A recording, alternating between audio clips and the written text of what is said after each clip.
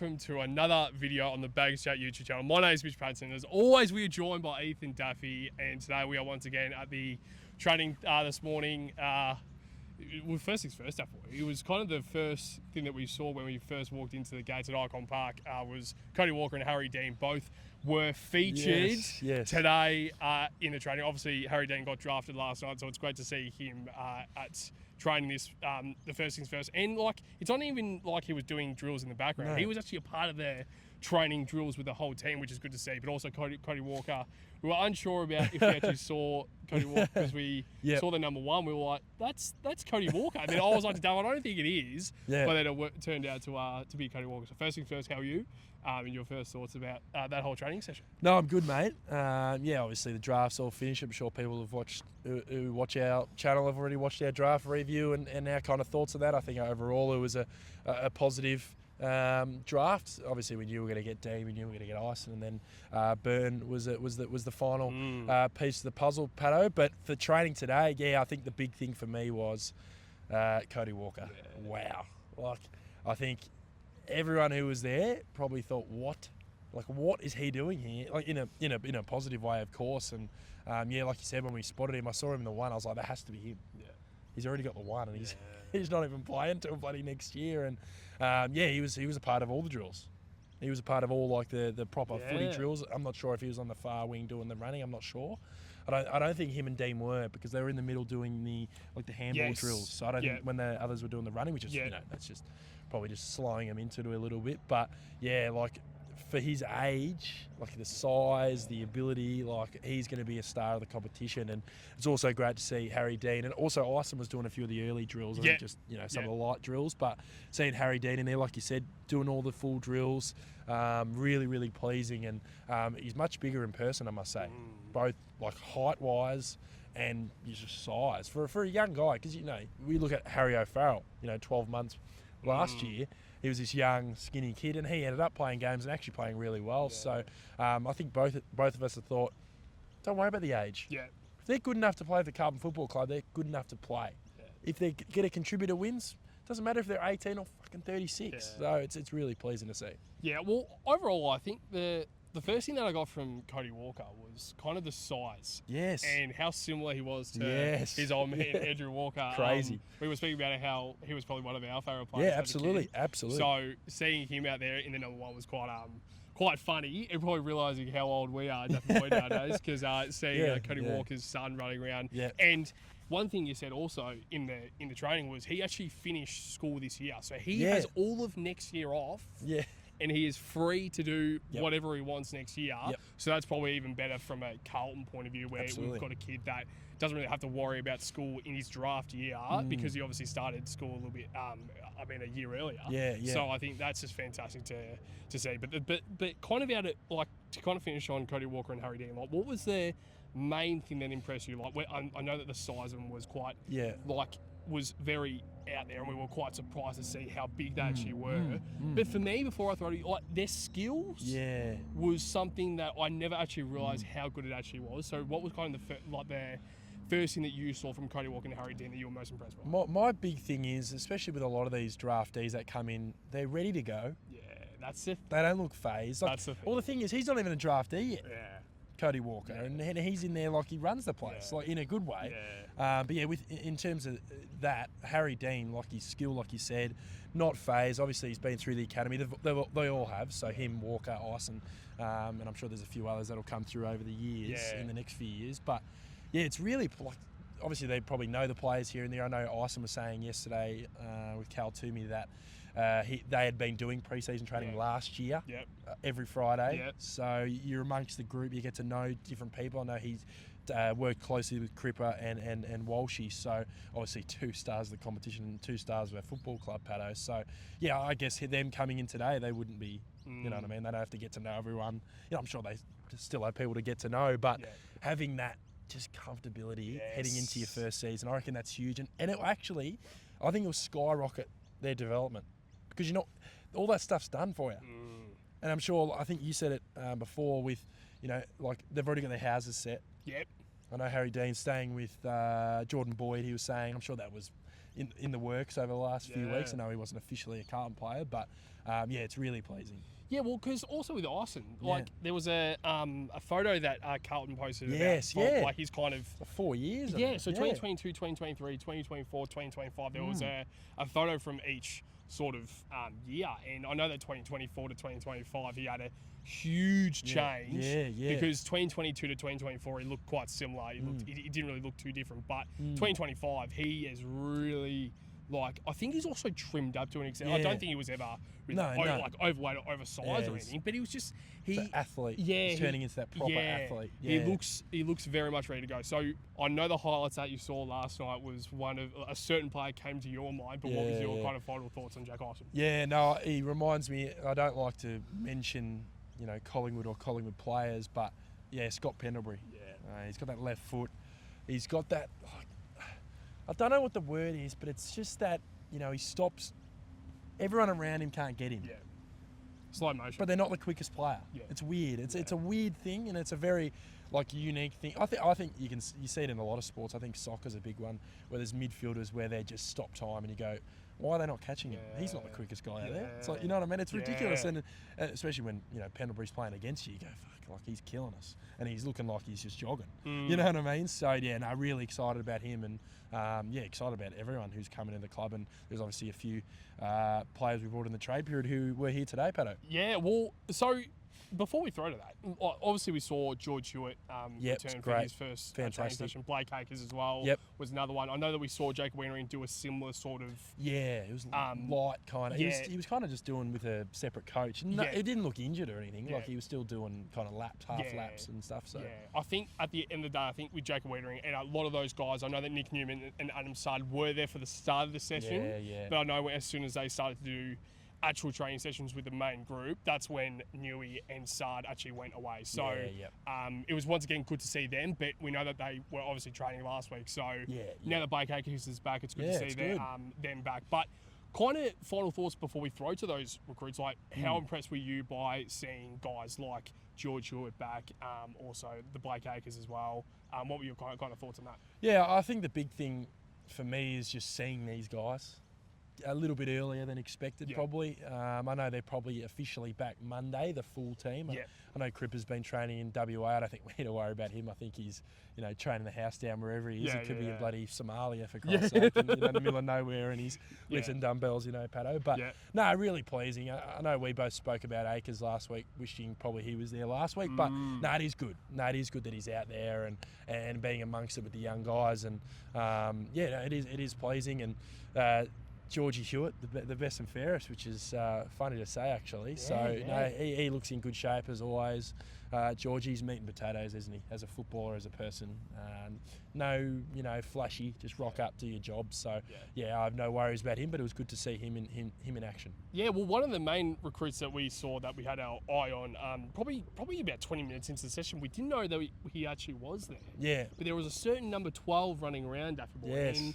There was a certain kick that we saw and we were like, God, who was that? Yeah. Then we realised that it was Benny Ainsworth, and he's another recruit that kind of has gone a little bit under the radar. I think so. I think Will Hayward and Ollie Florian has kind of been the main sort of focus from a recruit standpoint. And also Chess has been talking about Liam Reedy as well. But Ben Ainsworth, I don't think there's enough kind of conversation going towards Ben Ainsworth. So when you first saw him out on the track and him in the number 12 as well, how impressed were you by him? Yeah, Robbo, Mitch Robinson, the number 12. But it's... Once again, I think this is like the stepping stones of the pre-season, and when we do further updates on this channel and when we go to more trainings, we'll see more, maybe game plans implemented, even though today we saw a fair bit, as we'll touch on. But no, really, really pleasing to see him. And like you said, under the radar. I think he's he'll always be an under the radar footballer, I think. There's those type of guys that they do their job, they get done, they get their payment, and they rock up on a Monday to training and look at the review. What do they do wrong? What do they right? Meat and potatoes again, Pato. Exactly. Meat and potatoes. And he's a finisher in front of goal. He's always been a guy I've watched closely at the Suns because, you look at the flashy guys, Max Kings and the real, the big fellas down there. But guys like him, they're unrewarded. They're high half forwards, and I know how much Carlton as a club are valuing those guys now. Haywood, another guy who can play that high half forward. I think every team have those link-up players. Those guys who you want the ball 70 metres out, feeding it to Harry. And also he's a finisher too. So it's the best of both worlds for us. But I'd like to see his role be a little bit hybrid. So if we want him getting higher amongst the stoppages, but also being that guy, 20 metres out, snapping a goal. Yeah, probably I was thinking then while you were speaking, kind of the only players that we haven't really seen. And I know that the players that we haven't seen is obviously Cripper, Mackay, McGovern as well as another one. No. I think there was another player, also Nick Haynes we haven't seen as well. We thought we saw Hainsey. We saw Hainsey, but it was actually Brody Kemp kind of psyching us with the 26. So they're probably the 4 players. I'm sure there might be another few players out there that haven't been featured yet. Obviously Matt Cottrell as well, but he's obviously injured. So to start the season, which obviously is a bit of an issue because if it looks like it could be a lingering issue for years now. And I know that there was a few days ago. I don't know how recent it was, but I saw a photo of Matt Cottrell in the hospital. So hopefully that isn't to do with the it's foot. just like a clean out or something. So that would be a good result. But kind of like, would you expect to see those guys like the Haynes and the Cripps and the Mackay as well, also McGovern, to see? Would you expect to see them probably next Friday? Yeah, I think so. Yeah, I think so. Like I said, with Cripps, I have no worries about his conditioning and fitness. But yeah, I think Monday will be the full team. Usually it's like a 2-week period. The first to 4 year players and whoever else is there. So yeah, it's exciting. It's always exciting when you see the full team in there, and obviously superstars like Cripps and Haynes had an absolutely fantastic first season. And the big thing with Haynes is, and I'm sure a lot of people are thinking this, I want to see him play at that level and where he be good. So he gets that reward. Because I think there was a lot of games, and us as a supporter base, rated him. But when you're on a shit team, externally, you're not going to get rated as much. So it'll be good to see him put a season like that together, and us winning games and making finals, and in big games. The way he played, I think that Geelong game, he took 9 marks and won us. I'm not saying he won us the game. Was by far single, but I think he was one of our best that day. So he can definitely do it, considering he's 34 now. Yeah, and I know that another player that was featured last week that wasn't featured today. I don't think I saw him today. Was obviously Lewis Young. He's another guy that probably. I mean, I don't think there's too much to really worry about, because I know that we did see a few guys in the gym. So he could have been in there. So we didn't know exactly who was actually in there, but whether that was most likely Nick Newman and Adam Sard, since they were there for the start of the training session. But probably Lewis Young probably would be there. Lockie Fogarty as well. When we were actually doing his video last week, he actually rocked up in the end. So we don't know what's going on there. Like, let's hope he's not injured, because he probably should be here training. Absolutely. So, I think so too. Just because I don't think he's a guy that necessarily has his place locked in. Exactly right. I'm not saying he's not going to be in there, but now we've brought in a couple guys in that high half forward role. Pressure role. Like, I think Ainsworth takes his spot for me. So I'd expect him to be here every single day. Yeah, and that's probably one of the things that we were kind of happy to see about Blake Acres, him returning it was good today. So that was a good thing. But before we wrap up this video, Daffo, is there anything else you would like to touch on from this training session? What do you think? No, I think the big thing for me as a collective was what they were focusing on in the drills. There was a drill just then at the end there where they were kind of like kicking into a certain space, a small space, precision kicking, hitting a lead. And this wasn't just the mids doing it. You got ruckman doing it. You got defenders doing it. So I think there's got to be a total buy-in to this stuff. You can't have your mids be good kicks and your defenders, because I think that hurt us last year. I think we've got good kicks in the back six, and Harry Dean was one that caught my eye today in terms of his kicking. But you have to be these days, Pato. Look how we played last year. I thought, Wiedering, as good as he can be, I think he can be better with his ball use. More decisions. Don't be that negative, because that's where we start going slow, and then I'm sure people know that the long bomb down the line, we don't want that. Of course, it's going to happen here and there, but we've got to avoid that at all costs. It's got to be quick ball movement. Obviously, to be smart. Can't just be going, go all the time. But there was particular moments in games last year where we probably should have gone on to win the game. You look at Richmond. When they was getting on the roll, what were we doing, Pato? We're marking in D50, and what were we doing? Slowing down. What were they doing every time they got the ball out of D50? Pushing forward, because what were their coaches saying? They're under the pump. Exactly. What happens when you put teams under the pump? You score goals. Keep going as well. Yeah, you keep going. Like, we want to see a good brand. It doesn't have to be a total change, because I know a lot of our stuff is contested, but I want to see that good ball movement or halfback going inboard with the kicks and being really just, that penetration. Because like I know you speak about it a lot. Harry Mackay is the main guy there now. And now you got a bunch of other guys through there that are unpredictable. So it'll be very, very exciting to see. I know it's only November, Pato, but I am counting down the days. Yeah, like one of the things that you said there about Jacob Wiedering as well, about like his ball use. Like, it's not like his ball use is shit. No. It's just because he doesn't use it enough. And I feel like it's not. I don't think it's his option.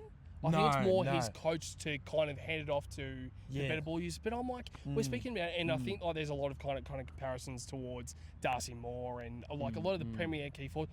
I generally, and I don't know if this is me being biased towards Carlton, I feel like there isn't another key defender who has his best, like, better ball use than Jacob Wiedering. No. Because I just don't think we see it enough. I know in his first few years we saw it. Yeah. But I think especially at his size, like he's taken the best and the biggest forward. And he needs to lock him away. And he's a good kick. And the thing is, he takes a lot of intercept marks. So we want him being the guy kicking it. I don't mind here and there if you got Sardi running past. But I said it before to a few people at training. The AFL these days, you take 3 seconds, they're already set up. Yeah, spot on. And you look up the ground, you go, oh, well, that's a long bomb now. Yeah. You waste 2-3 seconds. That's how good teams are. Look at Brisbane play. I really recommend people, when they watch the footy and they're sitting up on level 4, watch their defensive schemes and how they set up. Yeah. You watch it at local footy, Pato. There's teams just setting up from the forward pocket to the back pocket, all in unison. Yeah. The good teams, especially. I'm talking about the Brisbanes and even Collingwood. I feel like they set up really well defensively when we play them. So it's ball use. I think is probably the priority for me. I just think that just cleans up a few different things. I think that cleans up, maybe scoring. Because I think at points we weren't scoring, but if you clean it up and you're hitting targets better, what happens? You have more shots on goal. Exactly right. And before we wrap up this video, we just thought we would also say there was a few people that saw us at the training today, so very much appreciate that. And if you are watching this video and you do see us at the training, please don't hesitate to come up and see us. We probably might look at like we aren't really the types of guys that aren't really.